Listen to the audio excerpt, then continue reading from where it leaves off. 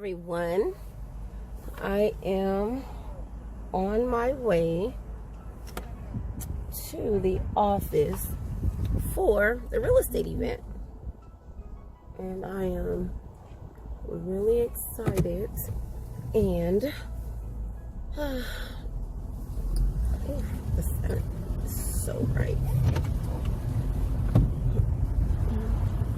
I'm really excited to learn the tools and the skills that I need to purchase a home. That's the goal.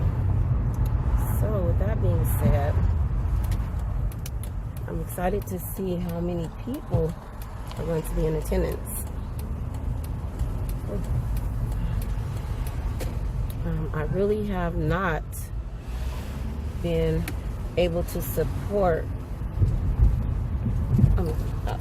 promote this event like I normally do, because I've been so busy doing other things. So due to that, I really didn't do my all that I normally could do. I did like the bare minimum. I still did good, but I could have did better. So this is the beginning of my day. Oh, my hair will go out. It's okay. Whatever.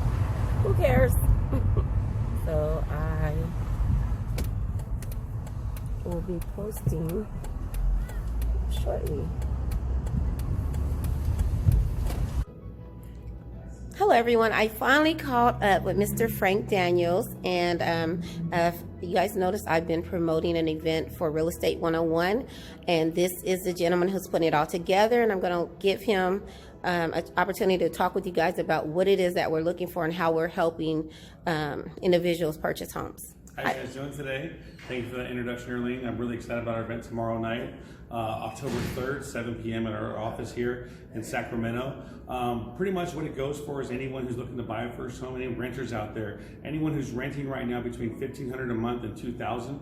We are bringing in Essex Mortgage. They've been in the industry for about 27 years here in Folsom, and they told us basically, hey, if people are renting that kind of good money, putting it into some other person's mortgage, why don't we put that money back into their own home? So they can show us how to get into a home zero down, and that's huge. Also, we partnered up with RE/MAX out in El Dorado Hills. Susie and her team are going to basically break down the one-on-one real estate side of it, the good, the bad, the ugly. Whether you go with them or don't go with them, they're going to tell you what to expect and what to look for and what questions to ask when purchasing a home, because it is one of your biggest purchases you're ever going to make. And then we're going to bring on the side of it to help you get out of debt, income protection, mortgage protection, and just overall get your financial house in order, so when you are ready to make that purchase, you know what to say, what to look for, and who to go to. So we look forward to seeing you guys tomorrow night. It's our office here, 4600 Northgate Boulevard, Suite 235. Tell them Arlene sent you. We're going to have some refreshments and some treats at the end. And once again, at the very end of this, I know a lot of people talk about seminars in real estate. We're not trying to sell you any CDs at the end of this. It is 100% F-R-E-E, free, my favorite four-letter F word. It's going to be amazing. So once again, October 3rd, that's tomorrow night, Thursday, 7 p.m. to 9. That's going to have some Q&A afterwards. We're at 4600 Northgate Boulevard, Suite 235, Sacramento, California. Look forward to seeing you guys there. Tell them Frank sent you.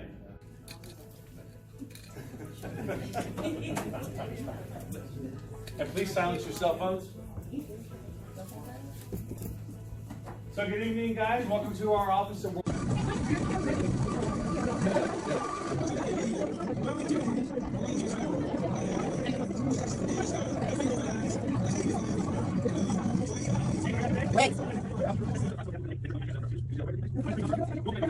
Qualified individuals taking time from their businesses and their families to speak with you guys today. The first individual, she comes with over 27 years in real estate experience. She's recently partnered up with RE/MAX Gold in El Dorado Hills. She's going to discuss today kind of the good, the bad, the ugly of real estate. And please welcome Susie Kilby.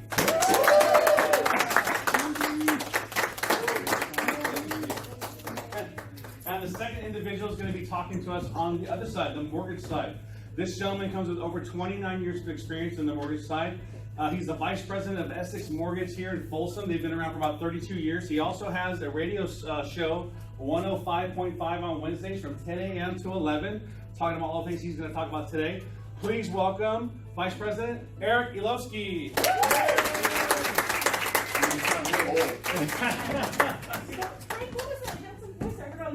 Oh, that was me. Oh, probably him. Probably helping me out. Yeah. So the last 8 weeks, I was fortunate to be able to promote this event on the radio. So it was really good to be on the radio. I've always wanted to do that, so I got to check one of those bucket list things off. Right? Maybe next I can go to the. Send anybody the recordings. Yeah, right. So the recording. Our third individual today, we're very fortunate to have in-house. He's the co-founder of Pinnacle Leadership Development. In the last 16 years, he's actually opened up 315 different locations here in the United States, Canada, and Puerto Rico. He has a huge vision here for Sacramento. We're looking to open up 6 to 8 more locations just like this in the next 12 to 18 months. And the great thing about it, he really wants to service our community. By forming these partnerships, he really wants to give back for free to the community and help them reach their goals and dreams a lot faster. Please welcome our CEO tonight, Anthony Resendez.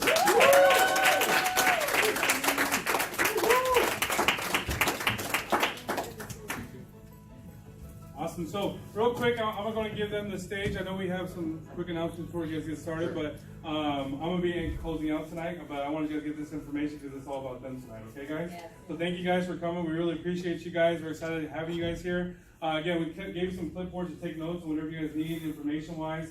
And we are going to have a Q&A afterwards. So good. And if you have any questions, write all your questions down now, and then we'll go to answer them afterwards. Is that fair? Yeah. Awesome. Thank you, guys. Okay, I'm actually going to stand down here because I don't have a pointer and it's kind of easier for me to present, so I think everybody can see this screen okay. Tonight I'm going to do my presentation not on Remax Gold, but on things that apply to you more. How can you identify someone that's wanting to buy or sell a home?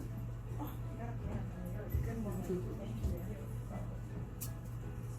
Oh, there we go. Okay, so I put my little laughy face here because I say this is the fun part of tonight because, of course, I'm on the houses side. Eric's on the lending side, and of course Anthony's on the investment side. But I had to put my little jab in there and say that I did the fun part, which is looking at homes. Who doesn't have to look at homes? So, oh, it's not progressing. There you go. Oh, okay, great. So really, we're just going to talk about homes tonight. We're going to talk about who wants a home, why you'd buy a home, what the benefits are, and for you guys, how buying a home plugs into what you guys do as well. Just so you know, I know about WFG. First off, when I pause when I'm saying your name, it's because when I first walked into your lobby, this beautiful building here, I saw the big letters WFG, and I'm bad with names, so I instantly came up with a mnemonic, which was way effing good. So when I was pausing, I had to remember my little mnemonic. So you can use my mnemonic. You can steal it and use your mnemonic. But I have met with Frank, and I learned about your product and how it works. And I said, wow, this reminds me of a product that my sister used to sell when I was younger. She used to sell for a company called A.L. Williams, which got me into an insurance product and got me into an investment account. One of the things you guys say is what's going to happen if you have a major illness.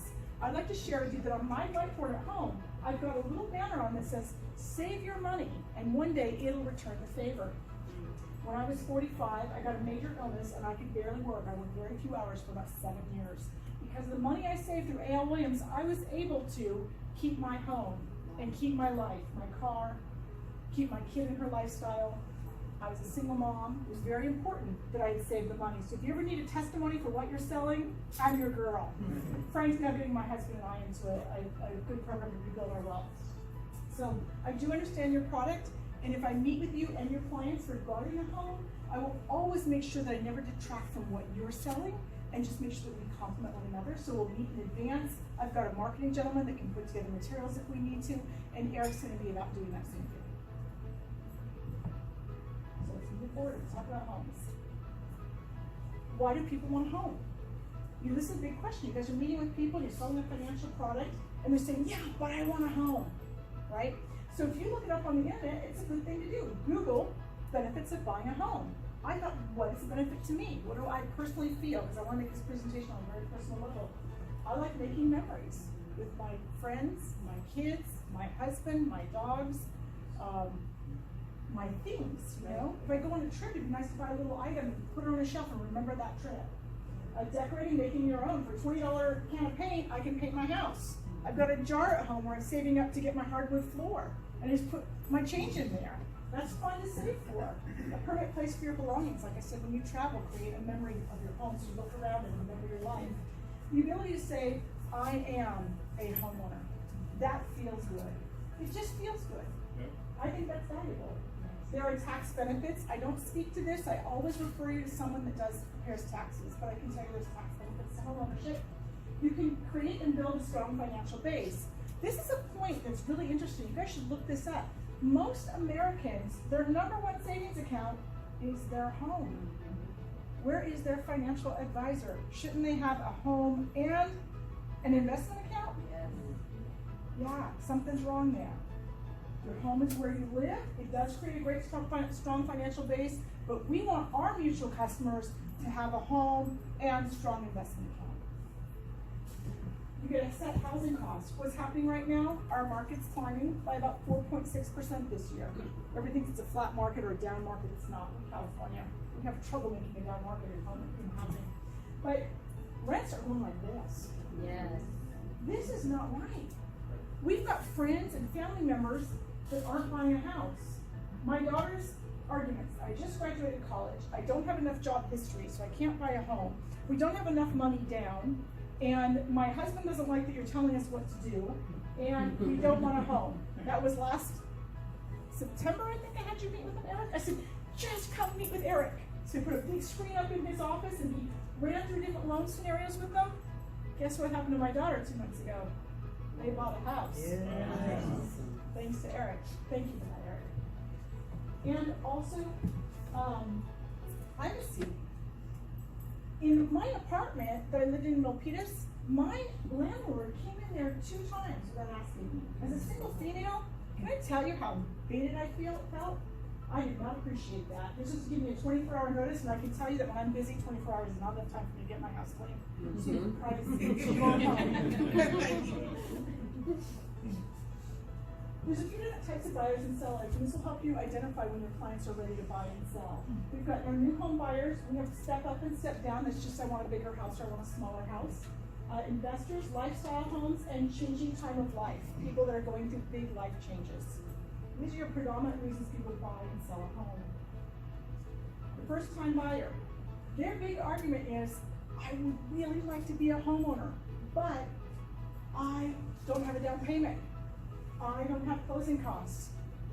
I don't have this thing called PMI.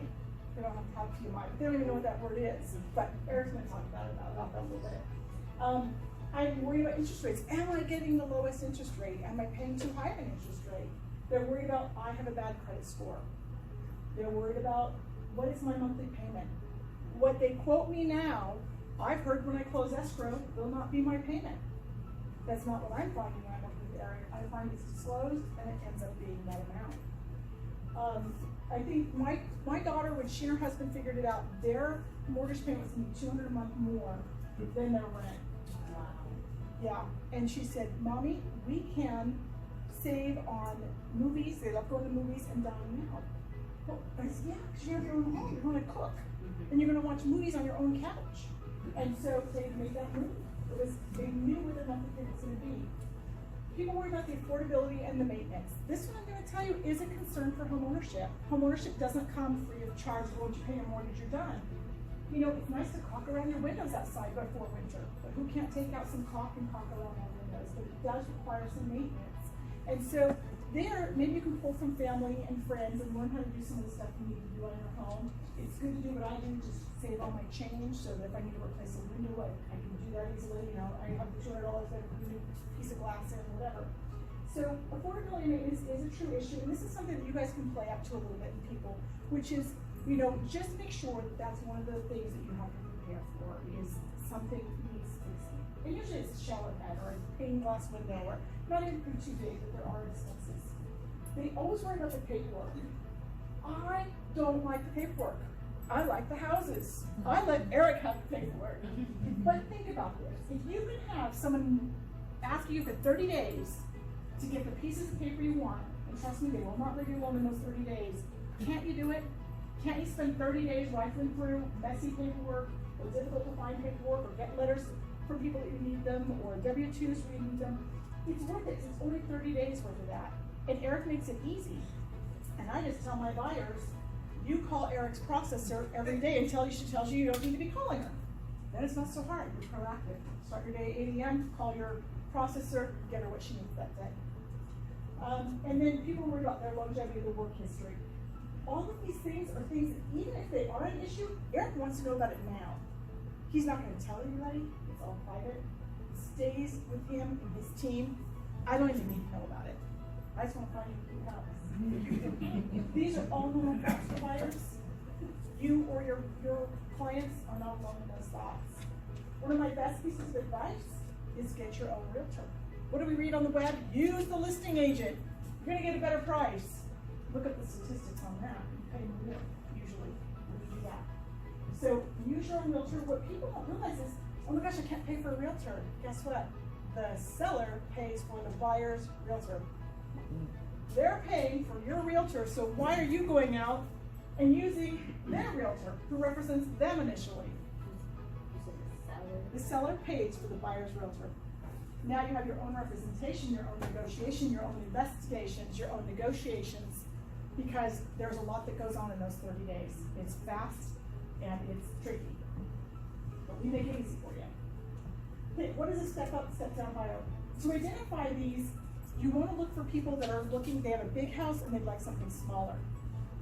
My husband and I argue over this. I want one of those little tiny homes you see on TV. He thinks I'm a nut cave. He says he can't live in less than 1,600 square feet, so we'll compromise and go 14. Right? So that's a step up, step down buyer. Someone wants a bigger house or a smaller house for lifestyle reasons. Some of the concerns with these buyers is the paperwork and the loan work. They've been through it before. Their paperwork's not in order. Eric doesn't care. He still wants to talk to people that started. They've been through a move before, and guess what? This time they have lots of belongings. The longer you live in your house, usually the more belongings you have. They worry about sorting that through. My recommendation for those buyers is usually pack it all up, move it, and sort it in your time. It's better. Getting their current house ready to sell is a big issue for people. They don't like having to do repairs and improvements. And I say, do you really need to do repairs and improvements? Because it's possible that you don't. We like to look at it and say, fix this bathroom linoleum because it's all ripped up, but don't replace the old tile counter because your new buyers are going to pick their own materials.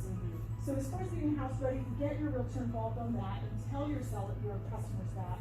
How much can I afford is an issue. They go to an open house, they see a pretty house, they think, can I afford it? Don't walk away and say, oh, we probably can't afford it. Encourage them. Meet with Eric. Because Eric's not going to take away from your product, he's only going to be additive to what you guys are doing. So how much can I afford is a good question for them. It takes a little bravery and energy, but it's worth it because you're not maintaining a bigger house. If you have 2,000 square feet, which is you and your husband, you may not want that. If it's you and your husband and you want 2,000 square feet because your kids are getting older, now having their own kids, you need more space. So you're going to move up. So have a little bravery and energy to get what is a good lifestyle. Renting in between selling your home and buying a new one. We have contracts that protect you from that.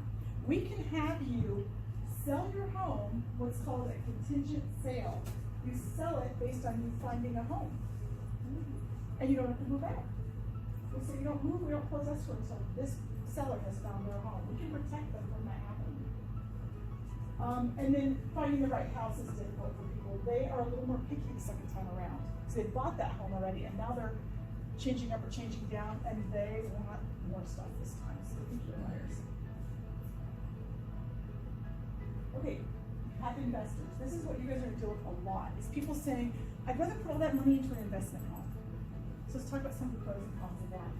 People think that when I have an investment property, that's mailbox money. You guys haven't heard that term before. Yes. It's, I'm going to go to sleep. To buy a home, we want to bring this information to everyone in our community so people know exactly what we do. Right? And so, you know, obviously this is our office, this is our Wolf Financial Group office, but I just want to real quick talk about what we do as an organization. You know, I've been doing this now 16 years at Wolf Financial Group, and, you know, all we do as agents is we service our clients, right? And there's 7 ways that we service our clients. There's one way, which is, think about this, how many people know people who pay too much in taxes right now? Yes. Right? So we show people how to minimize their taxation on an everyday basis, right? Second thing is raise your hand if you know anyone who has any debt. Yes. We know people with debt, we show people how to get out of debt, literally how to lower their principal, lower their payments, literally up to 50%, and get fully out of debt within 48 to 72 months. Right? Also, what we do is we create an emergency fund. I don't know about you, but growing up in a single-parent home, our emergency fund was Visa, MasterCard. right? So we teach people how to create a emergency fund with at least 3 to 6 months set aside, right? We also show people how to retire. Anybody want to retire here? Yes. Right? What if I can show you how to retire 5 or 10 years sooner, but when you retire, you got a 0% tax bracket when you get there, right? A lot of people have no idea for books, they're going to pay for the whole thing, right? And I said, and how about this? No matter how much you make in California, you can still qualify for financial aid. What if I can show you how to do that, right? What if I can show you how to create a legacy for your family whenever needed to, right? Think about this. You work hard to buy a home one day or to create an investment for you or retire one day. So one day when you pass away, pass all that on to Uncle Sam or to your family. To your family, right? And so we just educate people in a simple way, tell people what your options and choices are. But I literally show people how to save between 15 and 20% in taxes. See, what I've noticed in 6 years of this industry is that 9 out of 10 times people can't create a budget. And they may create it every single month, but they don't know how to keep that budget, right? So what we did is we brought a whole new idea to the industry that doesn't do it that way, right? So for example, instead of me going and say, hey, let's cut back on lattes and movies and dinners, I said, what if we cut back on Uncle Sam? Instead of him taking 50 or 20%, let's go put that back in your paycheck, right? How about if you can ask your boss for a raise without asking your boss for a raise? Who'd be excited about that? Yes. Right?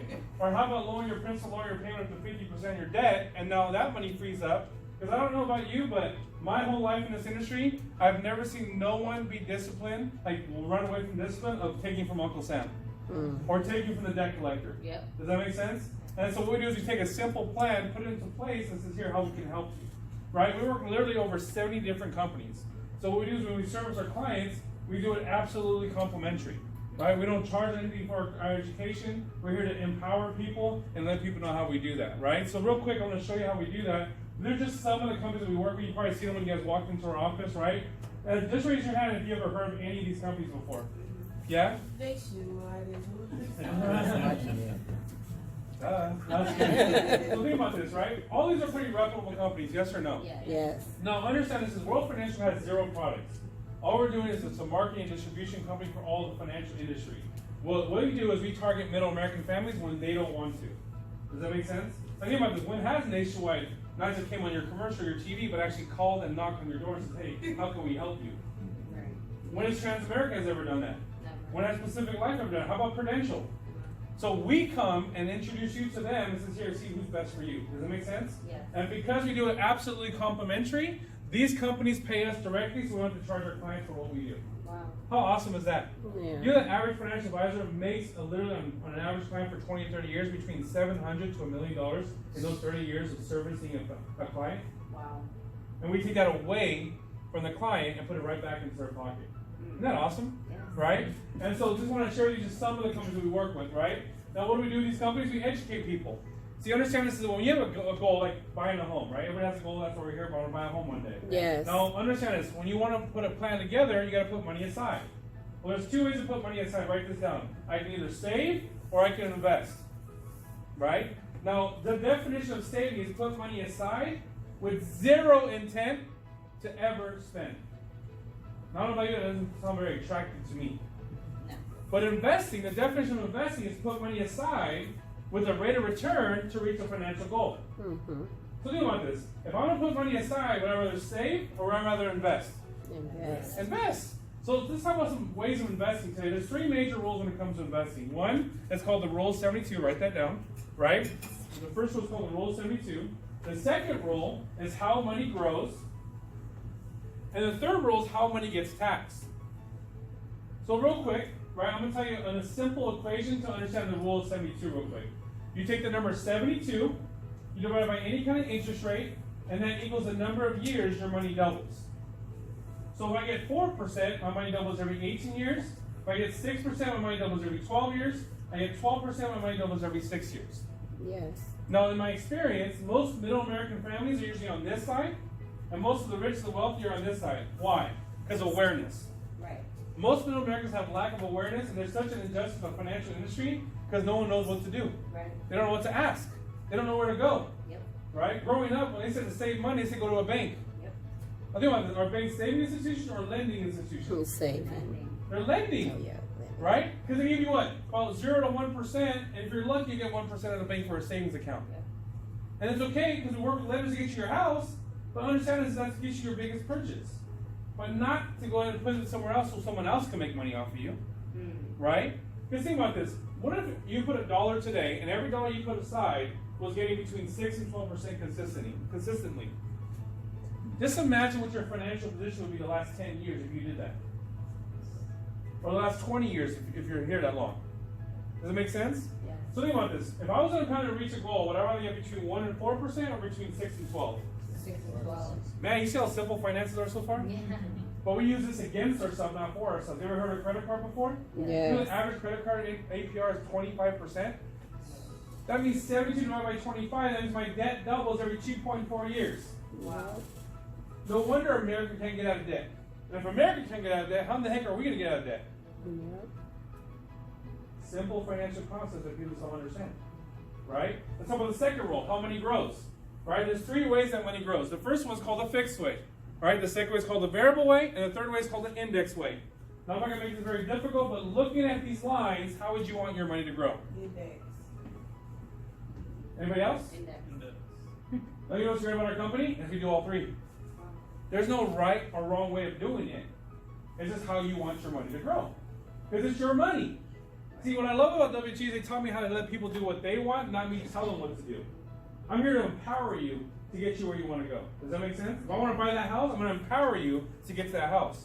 I'm going to get you to a point where I either I have no money and I can get it, or I have some money and I can get it. Yes. Is that clear so far? Yes. So think about this. None of them are wrong, none of them are right. It's whatever you want to do. Isn't that awesome? Yes. So do me a favor, write down on your piece of paper how you would like your money to grow today. Real quick, not be too long. Only 3 options. Want to make it easy, put A, B, or C.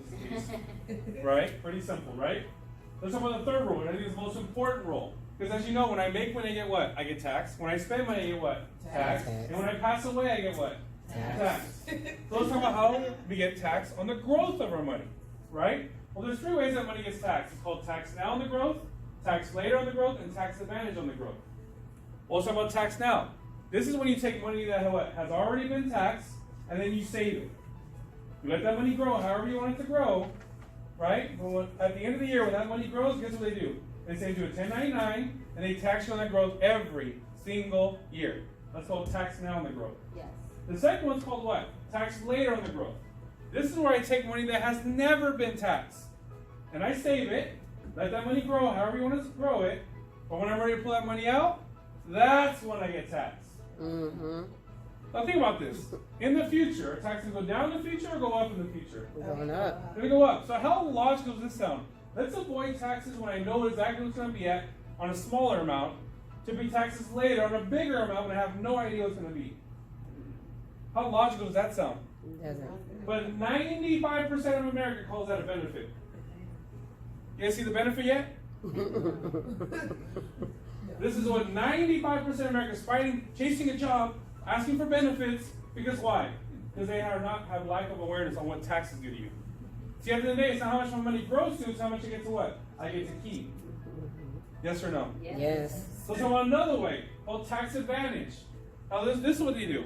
You take money that has already been taxed, you save or invest it, let that money grow, and when I'm ready to pull that money out, I never pay taxes on the growth. But people say, well, Anthony, how do you do that? I said, understand it. Since 1913, write this date down, 1913, there's been something called tax codes. You know that tax codes were created for us, not to use against us. Did you know that? Well, you have your own thoughts about IRS because why? You have no idea what a tax code is. See, the only 2 major tax codes that most Americans know is called 501c or 401k. Mm-hmm. Yes or no? Yes. So how do you know how to use a tax code if you don't know any more than 2 of them? Wow. Kind of hard to use, isn't it? Yeah. So what we did was we partner up literally, again, I've been here 16 years. I opened 310 locations. I partner up with literally enrolled agents, CPAs, and says here, teach me everything about the tax code so I can teach my financial clients on how to use that tax code to put them in a better financial position. I don't care if you're investing into a home, you're buying property and real estate, land, or you're coming into here to put your money somewhere else. Think about that. Wow. So if I can give you the proper tax code to make sure that when you finally get to a point where you want to get to your financial goal, you want to pay tax on it or never pay taxes on the growth. Never. So So again, now that we know how taxes work, how would you like the growth of your tax to be done? Tax now, tax later, or tax advantage? Tax advantage. Look what I just did today. And it's all on your paper. I just empowered you to do your own financial plan for the rest of your life. Yep. Now there's 3 questions you ask every single time you put money anywhere. What's my rate of return? How is it going to grow? And how is it going to be taxed? And if not giving the answer you just wrote down on your paper, you don't do it. Man, I thought financial service was so hard. See, understand is I grew up in a single parent home in San Jose. I saw my mom work 12, 16, 18-hour days. Right? She had no idea about anything about money except 2 things: making it and spending it. Right? In 2001 and 2003, she had the biggest thing happen to her life, so it's called a dot-com era. Right? Understand this. She was 57 years old, and she lost 75% of her retirement in 3 years. You know why? Because lack of awareness. Let me ask you a question. If you were 57 years old and you lost 75% of your retirement, how would you feel today? Sick. You know what the major thing I help you with is called income protection. Just curious, do you have raise your hand if you have income protection on your income today? My clients do that are in here. My clients do. Right? What? So think about this. If I get sick and I can no longer go to work, do you still have income coming in? Yes or no? Think about this. Again, we all raise our hand when we want to retire, yes? Yes. Yes. Andrew, if you don't mind me asking, when would you like to retire? Besides tomorrow and yesterday. 65. So, you don't mind me asking, how old are you today? 26. So from 26 to 65, you're going to have something called income coming in, yes? And if you ever have children, you get married, and all that stuff that's happening that we all dream about, guess what's going to happen? You have to provide for them, yes? Yes. But if you get sick, and you can't go to work, how can you provide for them? Very difficult, yes? So let's say that's your situation. We just got you into your dream home. Eric helped you. Susie helped you. We put the financial plan together. You finally got your dream home, right? Now what happens? You get sick in the middle of your 30-year term of your mortgage, and you can't pay it no more because you can't have income coming in no more. So what do? Well, first thing I try to do is what? I try to pay my bills through something called credit cards. Yes or no? Yes. Yes or Yes. no? Yes. Then once the credit cards are done, I then go into my investments. Called 401ks and 403bs and 457s and TSPs and CalPERS and CalSTRS. Yes or no? Yes. Then guess what happens? When I touch it too early, they penalize me and they get to tax me. Isn't that awesome? No. So when I need it the most, even though I'm not old enough yet, I have to touch it. So now all my investments are now liquidated. And all I have left is my biggest investment I ever purchased. What do I do now? Any ideas? I sell it. Now, Andrew, I don't think you bought a house to sell or your dream home, did you? Right? I said, but what if you had income protection? Let's say at 45 you got sick, but then I still had income ready for you from 45 to 65, so you get to pay off your house still and still be okay. And when you got sick, I gave you a raise and then keep it at the same income you were coming in. There we go. What if I did that for you? Nice. Right? We do this all day long. So understand, that's why I told you, I said, you want to buy a house? Well, shoot, let's put yourself in a better financial position. Let me connect you to the right people, because I don't know how to do that stuff. Believe me, I bought some house in my day, but I don't know how to do that. Right. But I know how to make your money work for you. So you don't have to work for it for the rest of your life. Think about this, right? Now what happens? What if, heaven forbid, we get in an accident or we pass away in our 50s, and then we still have 15 more years until you're supposed to retire? And your youngest child was still 9 or 10 years old. How's that income going to be replaced if you don't have income replacement protection? Kind of hard to do, isn't it? Right. So this is what we're helping people every single day. But understand this is that I can't do that if I am broke. See, you know why people don't sit down with financial advisors? No one wakes up and says, man, I wish someone calls me and tells me how broke I am today. Do they or do they not? No one wants to talk about how, my mom's like, man, oh, they're going to come over and talk about how broke I am? Like, no one gets excited about that. I said, but understand it. So we don't do financial services here, by the way. What we do is we sell hope and opportunity, entrepreneur spirit, and a business with systems going to run a business, but also give clients hope that they never had before. Here's what it equals. It's called fulfillment. See, at the end of the day, what happens is this company taught me so many things about finances that one day I can teach you what they taught me, where my money makes more money than I do every year. And then you do whatever you want with it, when you want with it. Think about this, like, what if I just showed you some simple things that can change your financial position and reach your goals 5 or 10 years sooner? Buy that house like this year, not 5 years from now. Wouldn't that be nice? Yes. Think about this. My biggest thing I show people is how to increase income. What if I can turn your annual income into your monthly income by just showing you some simple things that the IRS I want to share with you? We'd be excited to learn about stuff like that. Yes. See, you understand? That's what WFG agents do. But you know what people do? They hear our name called WFG. Guess what they do? They go online and they go Google things because Google knows everything, right? Guess what happened? They read everyone else's opinions and they find the facts about what we actually do, right? Think about this. I'm gonna go back real quick. We're such a great company. WFG is such a great company that we scammed all these people to partner up with us. We're a good one, right? It's been around for hundreds of years, right? A-rated companies, and they're in partnership with us to get their products out. But people go online and talk about things like what we do. Do you understand this? When you see WFG, and I hate to say this because we're not really WFG, we're bigger than that, right? But you see those 3 little letters, and you Google 3 little letters, and you see what people's opinions are that kill themselves and didn't want to run a business and didn't listen to people that trained them. Because understand this, and I'm going to be honest with you guys, in our company, a lot of people come and go. Mm-hmm. Let me tell you why. Because one, either they're lazy, or 2, they don't want to get trained. They want to blame someone else. Remember, no one takes accountability for their situation today, yes or no? That's true. So what if I can give you a way to just help you on a client side, and then maybe you refer it to more people and put extra money in your pocket? Yes. You understand? I'm not trying to sell you anything, but think about this. My biggest thing today was get your butt in a house today. Yep. That's why I partner up with them. Because they know way more than I do. And they take the same approach that we do, educational approach, not tell you what to do and just sell you something. Yeah. Do you understand this? These doors are going to always be open, by the way. Don't need it today. Like, if you need it, great, come talk to us. But understand this, is we're going to be here for the long haul. Yep. Right? I'm going to open, literally, this is my goal. Just so you guys know my vision of what we do with WFG and these partnerships that we have here, is we're going to have literally 10 more locations here in the greater Sacramento area. Yeah. We're going to get 2,000 more licensed agents that go service and educate our community. I'm going to create 2,000 jobs with my vision and my goal, and they're going to be a part of this with me. Yeah. Because everybody wants to buy a home. He just said inventory's up. See, all the bullshit you hear online, all the stuff that you hear is BS. You know why? Because just like you didn't know about the stuff about tax I just said about 5 minutes ago, you don't know much about real estate either. But we want to hear everybody else who's not in the industry about that industry. Right? That's funny. You call these companies for any customer service rep, none of them are licensed. So you call them and say, hey, can you tell me my investment? Well, like, they're going to tell you because it's on the screen, but they have no idea how they work. They're called customer service reps. Yeah. $7 to $10 in other countries. Right? But then that's the same thing like you go into a friend and say, who never bought a house, and say, hey, teach me how to buy a house. That's like going to an uncle or aunt who's never retired and says, hey, teach me how to retire. Does that sound logical to you guys? No. This is why we're giving you guys awareness today. This is why we're putting these companies in front of you guys and says, hey, they have the same heart we do about helping people, about helping this community and put them in a better financial position. Does that make sense? And when I help you, if you allow us to. And guess what? It's free of cost for us. We don't charge you one dime for what we do. Most financial advisors says, hey, let's go have dinner. So I spend a bunch of money like Ruth Chris and Morton Steakhouse and try to buy your money from you.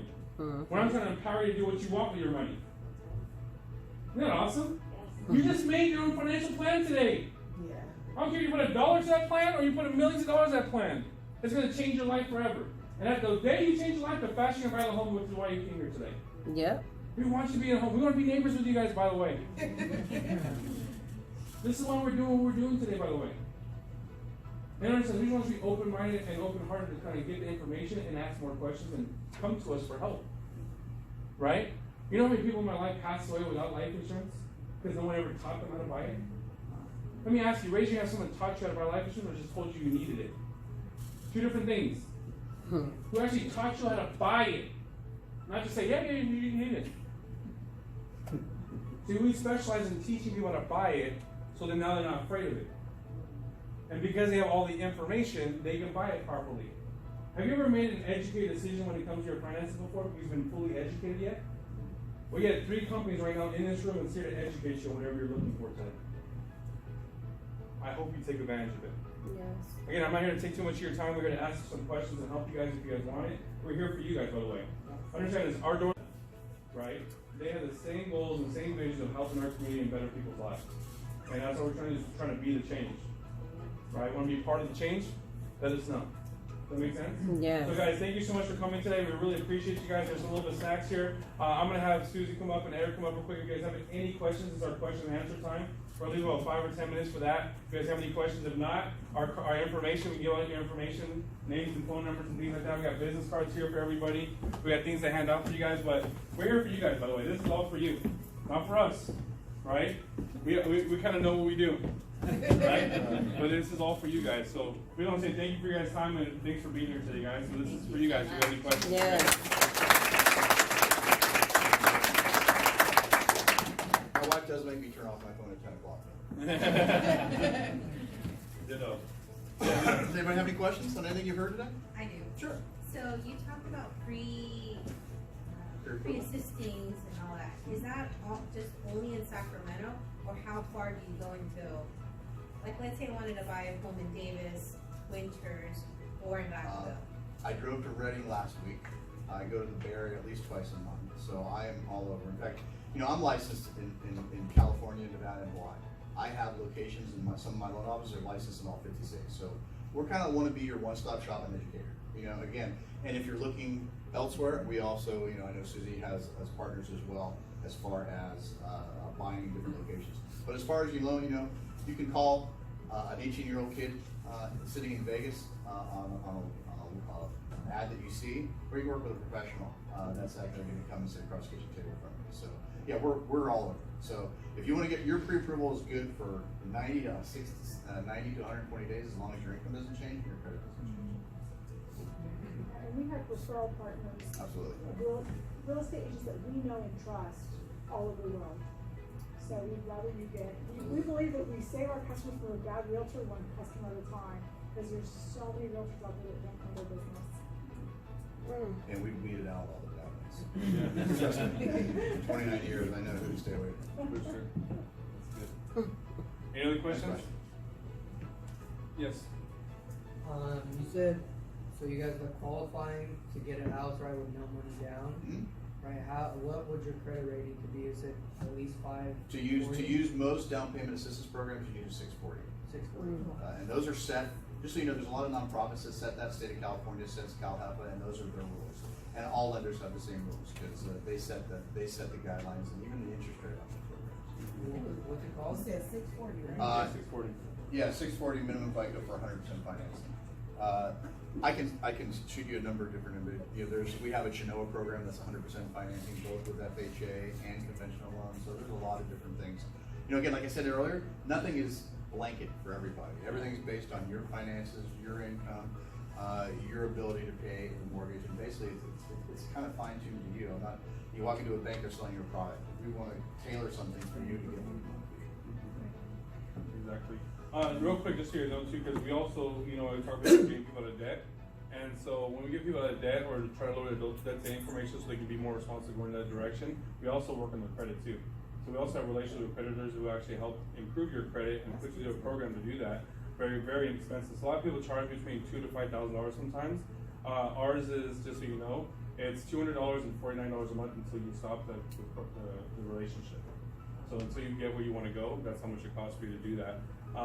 Again, it's a process. It's not going to happen overnight, but it's worth it, right? Because we've helped a lot of people go from literally 400 credit scores to about 600 to 700 credit scores, and literally between 6 to 9 months. Yeah, if it's something just a matter, like I mentioned, as simple as paying down a credit card, we don't have to wait for a full billing cycle. I can get a full, all 3 credit bureaus rescored in 72 hours. So we don't have to wait that 30 days. And also, Eric can work with you on your file for years, so there's no later date. You don't have to wait until you have the perfect financial situation. Eric will work with you very early on and be a trusted advisor to you as he's getting your file ready to buy a house. So don't be afraid to see it all. Yeah, exactly. And I've experienced it personally, like I mentioned earlier. You know, we've all had tough times. We've all gone through those times, especially during the recession. You know, all I can do is tell you, hey, in my experience, this is how I would handle it. This is what I've seen. Like I said, it really is find something that's tailored to you, because we're all different and we've all gone through different things. And you know, some of us, what I find is, you know, some of the younger folks, you know, maybe you saw your parents go through, maybe they lost a house or maybe went through some financial event. So, you know, and people, you know, to call that generation, but you guys are a little shy about buying them, and rightly so. It was traumatic for everybody. You know, I remember that. So that's kind of why I started the show, is just try to educate folks that, hey, you know what? If you're using responsible lending and you're being educated to make the right decisions, you know, it's really hard for you to make a wrong decision. The lending industry is so heavily regulated towards the consumer these days.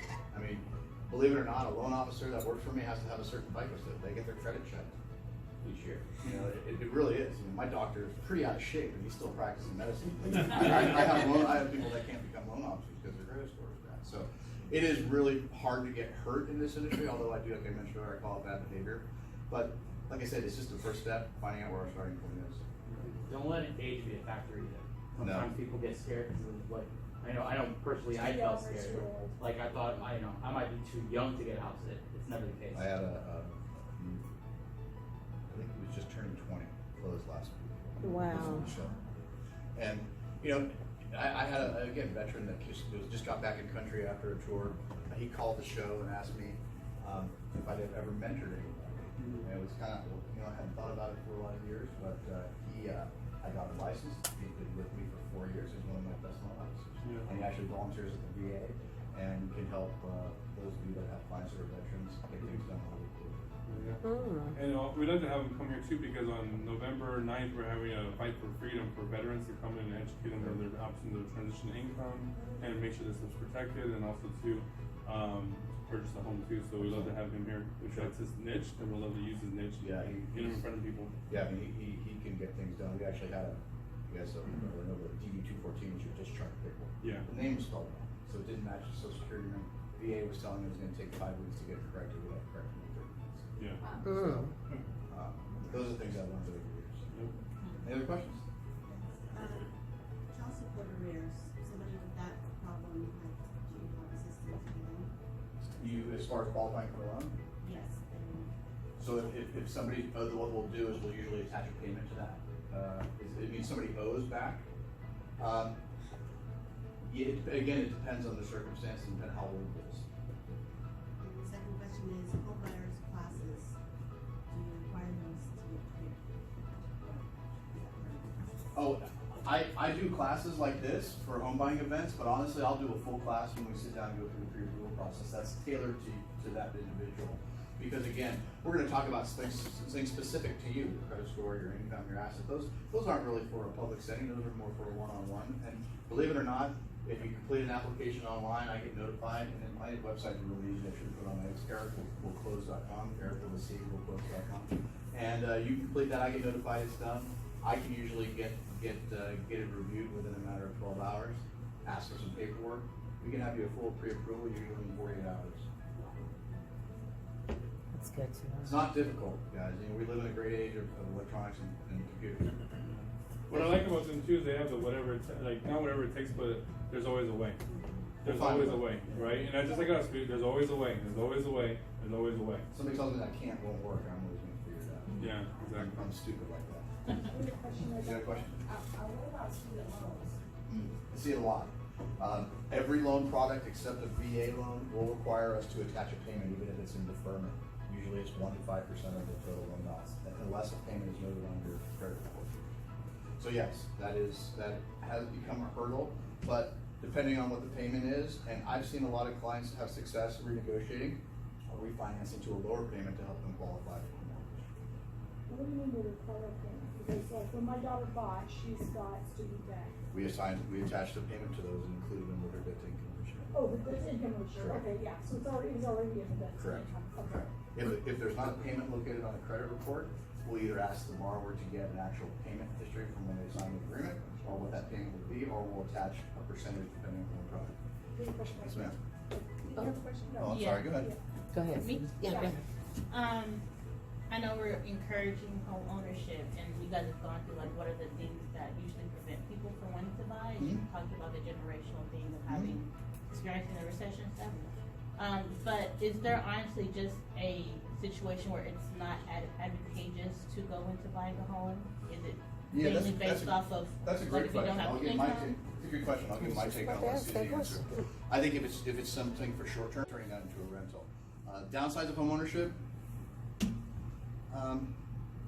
things can go wrong with your house, right? You have, it has cost of repairs. And I'm being blatantly honest, some of those things can be large. But one of the things that Susie does when you buy a house, she'll pay for, or get the seller to pay for a home warranty, which will require, it'll cover everything. In fact, my house, my washer went out after 3 weeks. And I mean, a washing machine, they're pretty inexpensive, but yeah, I have twin daughters, so I do Two live pairs there. of jeans.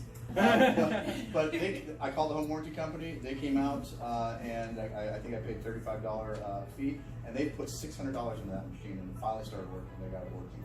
So they're either, and it goes for HVAC, home air conditioning. So, and that's one of the great things about buying a home today. You can get a home warranty, and not only is it only good for 12 months, they're going to send you a renewal notice, so you can keep renewing it if you like, as long as you own the house.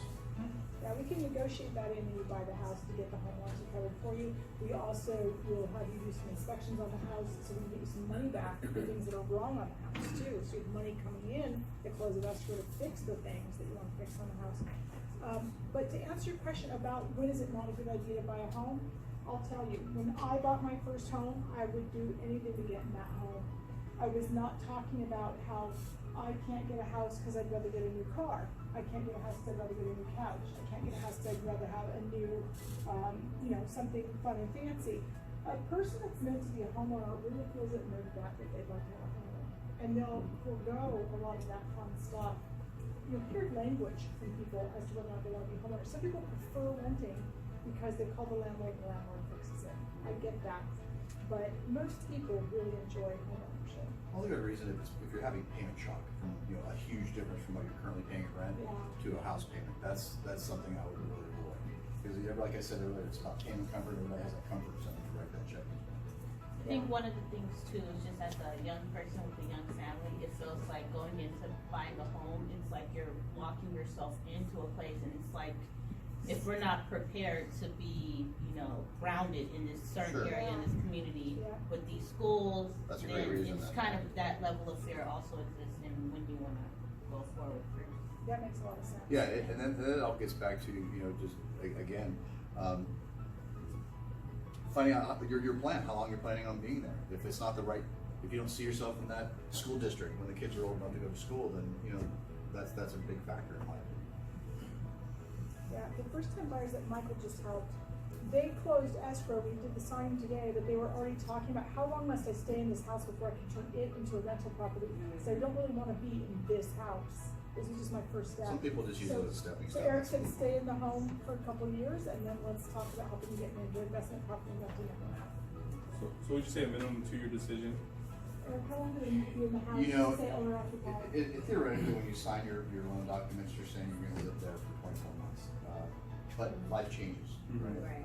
And the difference reason, because there's different interest rates associated with a primary residence or an investment property. Investment properties usually have a little higher interest rate. So if you're purchasing the house as a primary residence, theoretically that's what the paperwork says, but life happens, right? So you get a job transfer. Nobody's going to come, the mortgage police aren't going to come and find you or anything else. I have clients that have stayed in the house 4 months and they got transferred and had to sell or refinance and bought something else. So just for loan purposes, interest rate, that's how it matters for primary residence. And your point, if you're not ready, you could also, if you're doing something like WFG, start to put more money aside while you're still figuring out what schools you want your kids to go to if they buy. So if you don't want to have a rental property that you can manage, then like you said, you could wait and make that decision later. And that's a situation where you can call a realtor in a little early too, to take you out to see the different homes, the different price ranges within those school districts. So even though you're not qualified, we usually take you after a qualified client, but sometimes you don't know what you want to buy where, and that's where we use your agent early on, is to explore some of that. And that's something I've been dealing with a lot with lately too. So if you let's say you wanted to talk in private or anything like that, I can help you see where you're at, and we can kind of make decisions off there. Just kind of guide you through the process. But as renters, like I mentioned earlier, is forget about making money, forget about building wealth, forget all the tax advantages. You're fixing your cost of your rent or your real estate or your housing for the next 30 years. That's important. But again, you don't want to pigeonhole your also on the other side. You don't want to use 100% financing product and then want to sell 6 months later because you owe 100% of the value of the house, right? You're not going to be able to pay commissions to sell that property. So that's when short term could be a problem. Any further question over here? Yeah. I wanted to know more in regards of low income families. Like, the income barrier? Because I know you stated you needed to be working at least 2 years. So is there because I know you guys have a lot of different programs, so how exactly does that work? It is all about debt to income ratio, whether it's a first time home buyer program, a government insured loan, a VA loan, a conventional loan. It's all about income to debt and that ratio. FHA does have a higher debt to income ratio. You can have up to 55% of your total monthly income go towards your housing. Again, that's what the rules say. Now, whether it's a good idea, that's something we can all talk about. Maybe you have a spouse or another family member living with you that's contributing, that's not on the loan, that has additional income to the household. That would be possible. But again, it's about making responsible decisions. Yeah, and on the 2 years of working, that's kind of within Eric's creative field, because I know my daughter was graduated from college 2 years. You can use school in lieu of job. That's right, correct. So if you just graduated, you can use transcripts. And you can sometimes bridge jobs to make them look like they're in the same career by making sure you word that right. So let's say you're in customer service here, and then you're in sales here, and then you're doing something similar there. You're still servicing the customer all around. So there may be ways to bridge the work to make it a total 2 years. And again, that's where it's all based on your finances, your history. I have another question. So let's say if you do have a job, but then you also have outsources income, but it's not, what do you call it? You are an independent contractor. So, but you don't have a 1099. Does that make sense? Yeah. So how exactly does that whole thing people that are work? paid under the table and people that don't quantify income to the IRS and don't use a 1099 or a W-2, you can't use it. It's like mattress, and that's a good question. And that's a good point. Mattress money can't be used in real estate transaction. You can't walk in with briefcase full of cash. Well, wait a minute. I actually had that happen a couple months Can ago. I correct that? Because you can use mattress money. You just have to get it into your bank account early enough that Eric will be happy with it. Clients have mattress money. Well, that's See if it's season the money. You have to see the money. When you apply for a So I mortgage, tell you're gonna give me people- 2 months bank statements, and I don't want to see that mattress money deposited. So I tell people, yes, Eric gets mad at me and makes it work. Got it. I mean, so. Let her clarify. I'm gonna give this gentleman here, he's been waiting for a while. Just curious, in your opinion, is there a right time to buy a home in Northern California? And then specifically, like you mentioned earlier, South Lake Tahoe on the Nevada side? Mm-hmm. You know, I just bought something up in Tahoe as an investment, so I know that market pretty well. Measure T had a little bit of an impact on some of the property up there on the California side. I think that, personally, I've had a great experience up there. At any time? 2008 was the best time to buy a house. However, it's a good time right now for insurance issues. So prices are a little lower. You know, there are historically certain months of the year that are better times to buy a house. You know, I'll let Susie speak to that. I think I just did something in my show that I think right when kids were going back to school, September and October, is there's less buyer's pool because kids are focused on the school that you might get a little bit of a discount. Everybody thinks that, hey, you know, wait till December in the last quarter. It's always the busiest year for me because all those folks that have been, you know, shopping all summer may have gotten outbid with limited inventory and the buyer's pool is huge. Now I've been sitting on the sidelines, and if you're selling your home, let's face it, during the holidays, you probably need to sell it because you don't like people coming through Christmas and Thanksgiving. So you've got those two factors where I think can help a buyer. Do you agree? I have a couple schools of thought on that. I think right now is a great time to buy there because right now people are avoiding some of the areas where it's hard to insure the home. So if you're not frightened of a little bit of additional insurance on the house, and of course you want to do that while you're in escrow, you want to do that as part of your investigation, make sure you can insure the house and insure it at a rate that's reasonable to you and still qualifies within your loan, then we can maybe get you in a house cheaper because people are shying away from that right now. Also, I have a different mindset on listing a house during the winter. When does your house look the best? When does it smell the best? The holiday season. So it's a great time to list a house. I've bought 2 during the holiday season. One was one of my first homes I wanted to get into before Christmas, and I did. So people do buy in that market. But for the buyer, it's advantageous because there is more inventory, you have less competition, and so we can find you more of what you're looking for during this